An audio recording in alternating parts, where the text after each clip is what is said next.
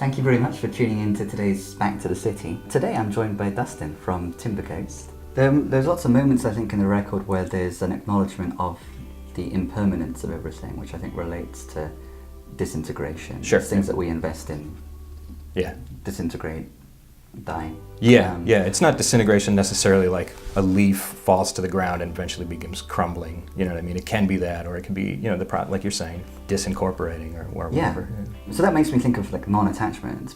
But Sure. at the same time, there is a lot of very conscious, soulful attachment to particular people and things. So let's zoom in on the song Melody, for example. So with Melody, is it true what they've been saying, you're not singing anymore? Just the paradox of melody, not singing anymore, is wonderful. How does that song develop and how does it relate to life, death and disintegration?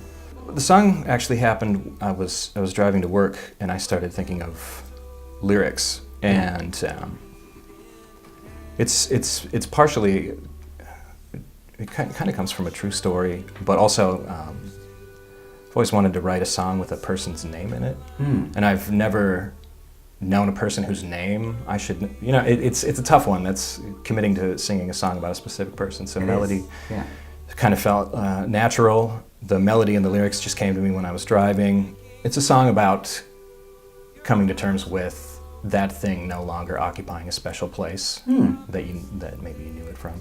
I had a friend who, it's autobiographical. I stopped playing music for a few years. I had a friend who had to stop singing. It's a bitter pill to swallow to have to step away from something that you're is so invested in and fundamentally a piece of your being, or my being, or who I am, or anybody.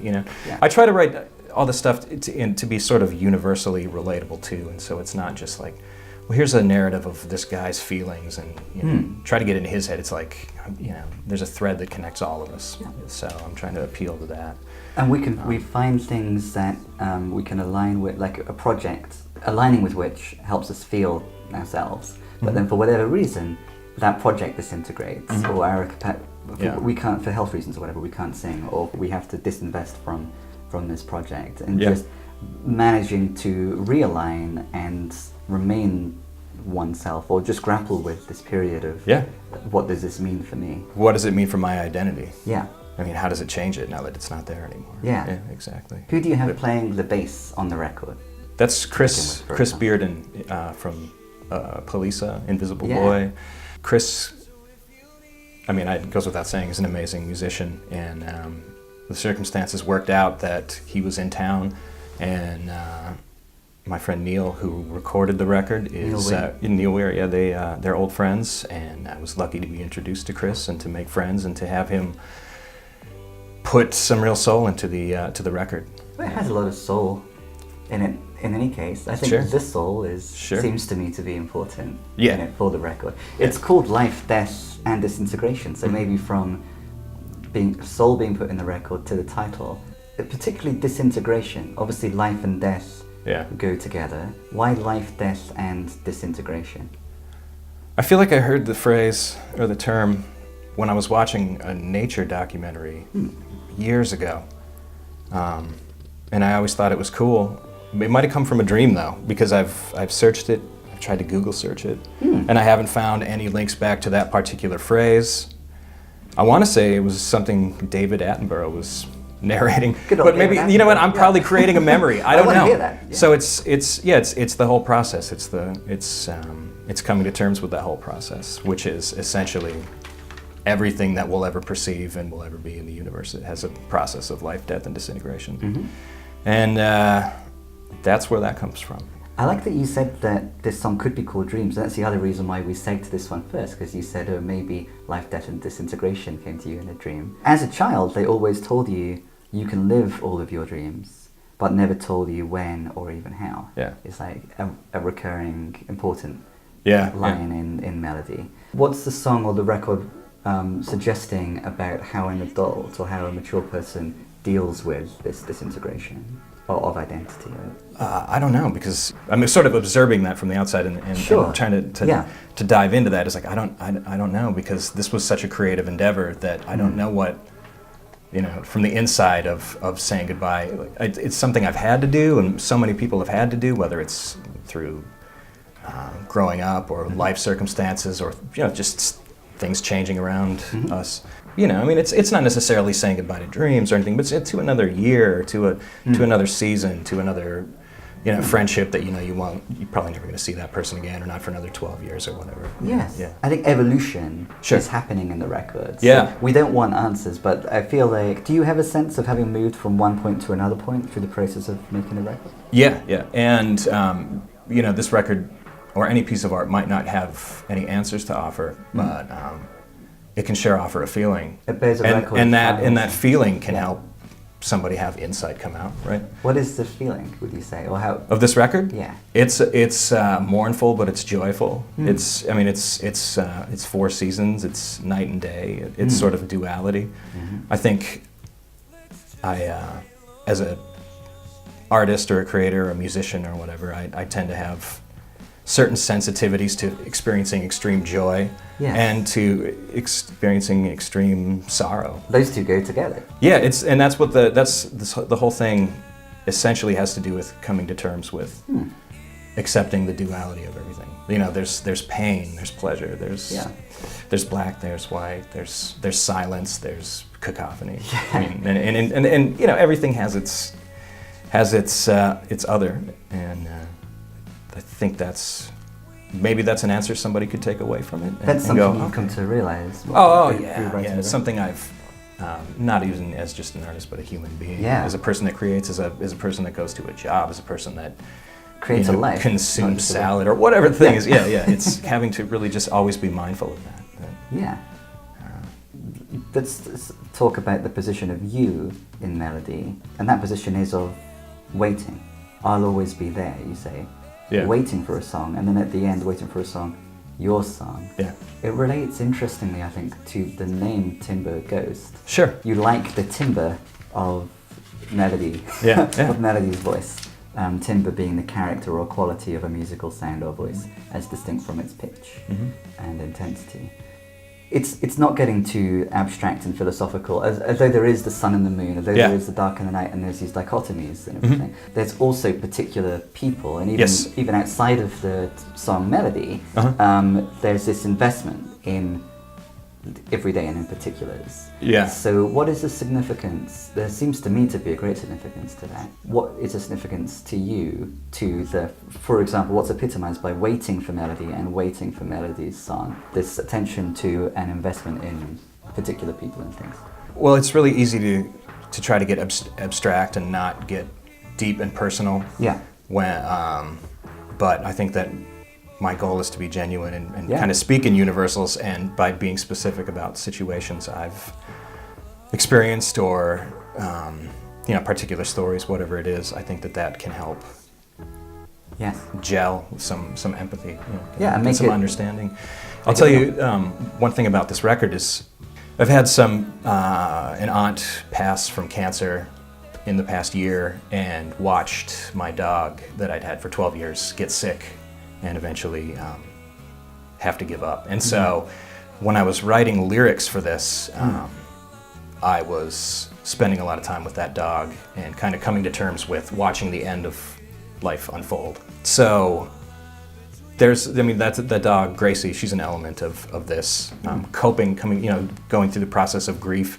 How does grief affect time? I think time's a huge concept in this record too. The passage of time, where we are in the moment, can affect how we perceive time to move along.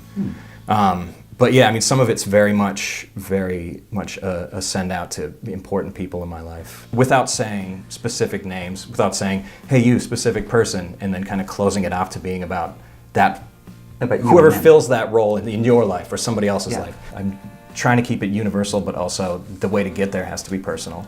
Yeah, absolutely. Because it's the only way I can kind of convey my feelings as a person. Turn them into a thing. It says on the one sheet that at its core this album is about seeking connections with people, but it's also about the times in life when those connections seem impossible, maybe in melody for example, when every thought is both a calculation of distance between oneself and others and an admission of failure to bridge the gap.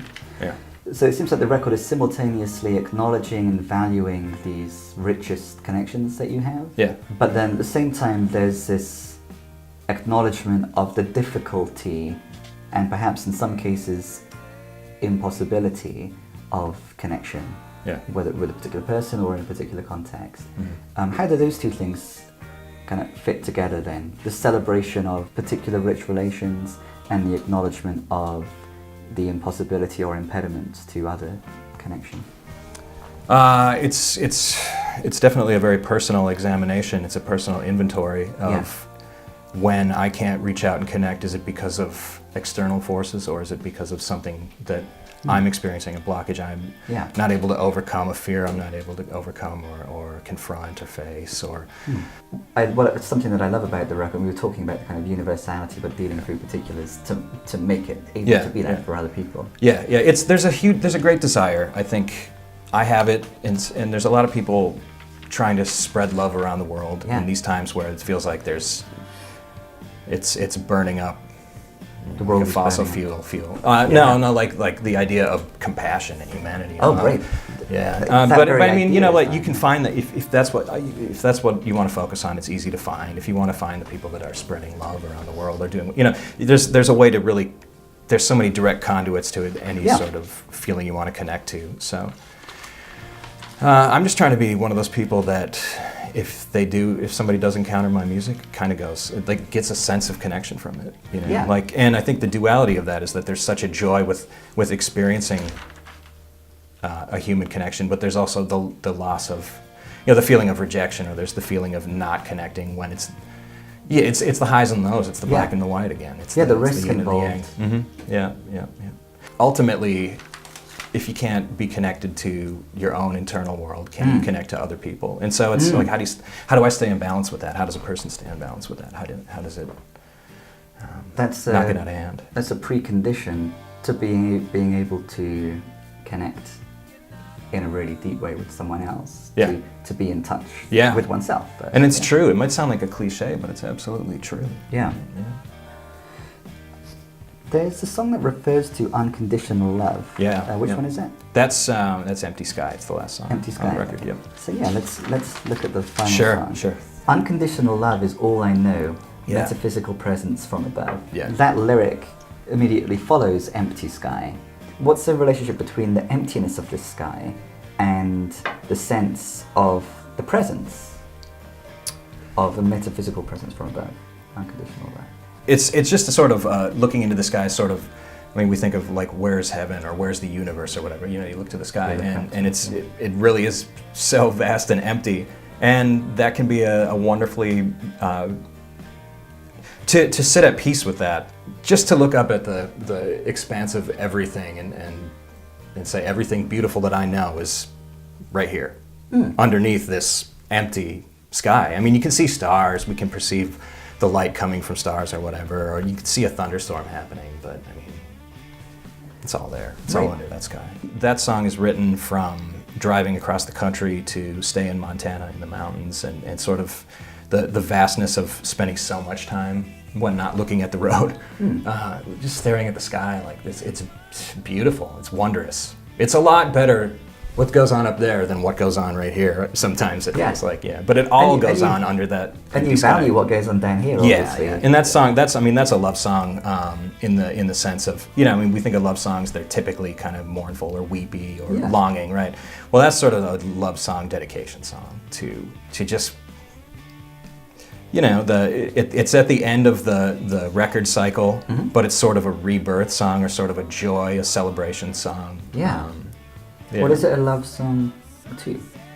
I've had the fortune of taking these trips to Montana for the past 4 years now, and with my wife and our dog, who just passed away last month, actually. The idea of being able to just pack up and head for greener pastures, or for to have the ability to just kind of say, we're just going. We're just going to get in the car. With a band too. This is like a love song to every band I've ever traveled with, or every musician. It's just a send up to, there might be other possibilities. There's a little optimism in it. There's hope. It's it's a love song without sounding mournful. You know, I'm trying to think of other examples of love songs that are super happy, and there are plenty, but those aren't the ones I'm ever attracted to, so this was kind of a curveball for me. Yeah. And love, not just for like a romantic partner, but you said about, you know, traveling with the band members. Mm-hmm. The idea of traveling or journeying with others that are united by an appreciation of that unknowable, apparently empty thing. I mean, you could travel distances to get to the things that are in the sky, but it's going to take a lot longer than you'd wish it would. So, and there's no way to speed it up. So in this love song, the first lyric I highlighted was "Unconditional love is all I know." That's such an interesting sentence. How is unconditional love all you know? It's the only thing that's ever occurred so effortlessly in my life and so naturally that it has been with me since I can recall being conscious to every moment that I'm alive right now. You felt like the need or the ease of being unconditionally loving, or you've I think experienced unconditional love? Both. And it's something I think I carry with me. And if I can leave an impression with anybody that I encounter, or if there's a reputation I carry, or you know, something I can admit, it would be unconditional love. Without trying to. That's kind of it feels innate. I mean, you know, and I don't try to cut it off and be cold. I just kind of feel like some people can paint an amazing picture, or some folks are really good at doing taxes or whatever the thing is, and whatever gift. It feels like a gift, especially when a lot of people aren't practicing it. How does that unconditional love relate to other loves, do you think? Well, it's the foundation for all the other loves. It's all the same thing. We just kind of compartmentalize it depending on who the person is, what kind of love it is. But really, I mean, can you say that the love that you have for a pet is different from the love that you have for a partner, or a slice of pizza, or whatever? Right. Like they all come from the same source of just being in that moment of, this is what needs to happen. You know, this is your natural state of being. That's, you know, that state of being can be tested, right? But I think that's my baseline. And it's possible, I mean, in my experience, to experience unconditional love and be grieving, or to be joyful, or to be all along the spectrum of, you know, emotions, along the continuum of it. If we're with other people who are also conscious of that, then we're very much not alone, which is what the message of if the record has a message, then that would be it. But I feel like there's a song where that is the lyric, Alone. The song Alone has the lyric, You're not alone. But then I feel like This Year ends, You're on your own. Am I alone? You're on your own. So that's perhaps the most interesting dichotomy there. Are we alone? Are we not alone? There's truth to each. Through the medium of Alone and New Year, can we explore that paradox? I mean, you've probably experienced being around other people but feeling alone. Of course. I think everyone. This is a show. This is a send up to that feeling too. The confusion, the ambivalence, like how is this possible that I could have everything but feel so far away from it, my true self, or feel so far away from the things I really want, or desire, or what I think I desire or want. This year, I can kind of put it like a metaphor. The song is like putting a smile on your face, or putting your bravest face on when stepping out into a November wind and rainstorm. It's sort of knowing that maybe you're coming out of the dark and not everything's going to line up, but you go on. It's a November rainstorm, and that will be followed by December, January, February storm. Harder days will come when it's going to blow and the air is getting cold like winter. It's like it's buttoning up your coat and going for it. Being resilient. There's yearning in that song. Are you here? Can you hear me? Are you listening? Am I alone? And then prayer comes in at the end. What's the significance of prayer coming in at the end? So it asks, got a prayer? Question mark. Got a prayer. You better use it. There's also a sense of kind of being pinned down in the song.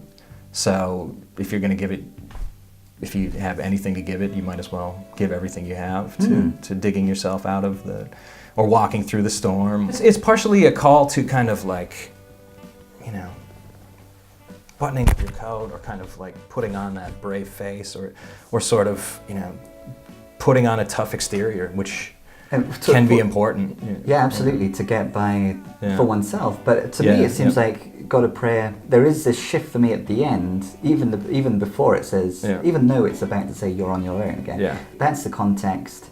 It feels like the dark night of the soul and there's no sunrise anytime soon coming. Sure. But you do still have this capacity to yearn in this kind of conscious way that's perhaps informed by like that source of unconditional love. And it feels like that's something that isn't just for oneself. Yeah, I mean, if I can have this amazing feeling of unconditional love, I don't know why I wouldn't try to share it with as many people as possible. Yeah. Because it's sometimes just what we need. Often, yeah. It's not going to do any harm, is it? No, and neither is a prayer. Like in the you got a prayer. What's it going to hurt? Right. Yeah. Okay, so that's this year, and then Alone. Although it's called Alone. Is asserting you're not alone. Yeah. This is the one where it deals very much in those dichotomies. The lyrics are just midnight, summertime, moonlight, sunshine to begin with, and carries on more or less in a similar kind of way. What is the significance of that very distinct lyrical style for this one? Okay. Perhaps also the way that it sounds. Like, how does this song communicate or be in the way that it is through those kind of stylistic choices? Earlier in a conversation, I mentioned the way that the grieving process can suspend people in time, or the way that trauma can suspend people in time, or experiences can alter our sense of time. And this song is specifically written lyrically. The idea is to address the fact that trauma, whether it's assault, sexual assault, traumatic events of all sorts in a person's life, can greatly alter the sense of time when, despite all these things going on around us, these seasons changing, this world of beauty, trauma, the response can lock a person into that time, the experience, that moment when the traumas were happening. Yeah. And this song is very much to point out that the abuser you don't belong to them. You belong to the people who have your back. You belong to the world that says you're not alone. No, you're not alone. You don't have to stay in that time. Absolutely. There are people who have gone through what you've gone through. There are people who maybe haven't but can empathize. There's a whole beautiful web of people to hold you up. Yeah, hold a person up. That you belong in. Yeah, yep. And so it's about reaching out to people who need that message. Why does it reach out through the medium of highlighting sun, moon, day, night, these contrasts? That does seem to me to be central to the message. But how? Yeah. I mean, all these things I think they're all passing by. Yeah. Whether or not we're mindful and observing them, or we're fraught with anxiety and we're planning happily for a wedding, or whatever the deal is, this stuff is passing. But unfortunately, there's the specter of being kind of stuck in the moment and missing all of this. And that I think this song addresses. Yeah, and I think the fact that it addresses it without like sentences or grammar, it's just like this thing. It's a good way of like breaking out. Yeah, well, that's an exercise also in writing down a bunch of words to be a song and singing along with it and realizing that there's way too many syllables in what I'm trying to say, and it's much simpler to just chop it up and say this thing, specific thing. And so it was kind of a fun exercise in that, and trying to match up, things like as mundane as how many syllables are in this line to, well, what's the opposite of this word, or what's the inverse of this word, how to, and those, I mean, clearly my feelings about the seasons are there, like it kind of like summer is awesome. Yeah. Spring is all right. Autumn leaves. Hang on for the next two that come along. Yeah. Yeah. So I'm a little biased. I'm a summertime person. I'm a spring summertime person. Yeah, but you're sensing the beauty in It's everywhere. in Yeah, winter. there's even beauty in the dead of winter or in the calm of winter. You know? Yeah, the calm of winter. Yeah, yes. depending on how you look at it. Yeah. Depending on if you're driving on ice or not at the moment. Well, speaking of ice, let's look at frost. All of the words, all of the days, all of the fears, all fade away. Yeah. We are alone again, actually, on New Year's Day, and that's the recurring refrain. Yeah, so this song it was originally written with different lyrics, was called New Year's Day Alone, and was a little more autobiographical, but sort of in a, I won't say embarrassing way, but you know, you've probably written something or left a voicemail or done, you know, one of these interviews, and a while later you're kind of thinking, I should change that. And then you do change it, and it's like, oh, that's what it was supposed to be about. You know, whether it was edits or whatever the thing is. And this, I'm glad I took that opportunity because it was, the original lyrics were written at a time, and it involved a specific situation, and that felt a little bit too much like, pay attention to my narrative versus how does this speak to everybody. And the song was already there, and the lyrics. It's about starting over, I think. It's definitely about starting over. It's about Old love can't stay. Yeah. I kind of feel like those lines in that second verse could be like old love could be a character. Yeah, we've got old love, and we have, who else do we have? Oh, lonely night is another character. Yeah.